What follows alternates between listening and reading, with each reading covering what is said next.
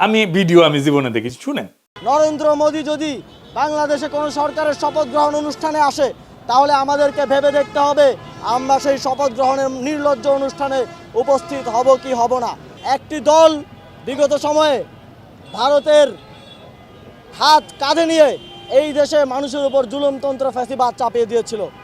আমরা আবারও দেখছি নির্বাচিত হওয়ার সাথে সাথেই তারা আবারও ভারতের কসাই খ্যাত নরেন্দ্র মোদীর হাত তাদের কাঁধে চায়।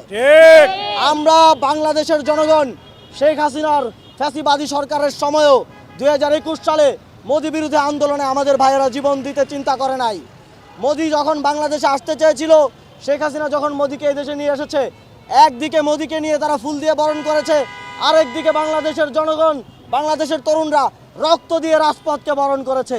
সুতরাং আপনারা আবারও যেই কসাইরা এই দেশে আধিপত্যবাদ কায়েম করেছে, যেই কসাইদের লেসপেন্সাররা এই দেশে ফাঁসিবাদ কায়েম করেছে, তাদের হাত কাঁধে নিয়ে আবারও বাংলাদেশে জুলুমতন্ত্র কায়েমের স্বপ্ন দেখবেন না।